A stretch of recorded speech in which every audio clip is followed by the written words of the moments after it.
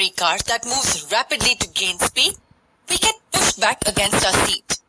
And when brakes are applied, we get pushed ahead. Or when we take a sharp right turn, we're pushed towards the left. These are all situations where we are accelerating. We have all experienced this, whether in a car or a bus or while riding a motorbike. Simply put, when velocity changes, we have acceleration. I still haven't defined what acceleration is. I just told you that when velocity changes, there will be acceleration. Okay, let me give you two examples. In the first one, a car is traveling in a straight line at a constant speed of 80 kilometers an hour.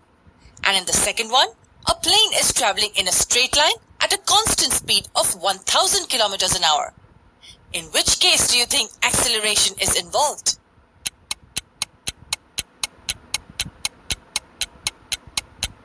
None. In both cases, the velocity is not changing at all. Hence, there will be no acceleration in either of the cases. Most people relate acceleration to high speed, and that's clearly not true. Acceleration will only exist when there is change in velocity. Do you remember what velocity is? It's speed with direction, and it's hence a vector quantity. Why is this important? Let's say a body moves from rest and reaches a velocity of 20 kilometers an hour in 5 seconds. Will acceleration be involved here? Yes, because the velocity is changing. It was 0 initially, and at the end of 5 seconds, it's 20 kilometers per hour.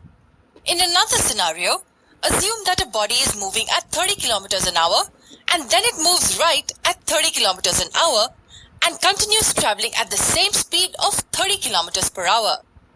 Will there be acceleration in this case? Yes. The answer is yes. As the direction is changing, the velocity will also change. The only thing constant in this example is speed, but the velocity changes as the direction changes. So this was the most important concept you had to know about acceleration. It will exist only when there is a change in velocity. But how is acceleration calculated? Acceleration is defined as the rate of change of velocity.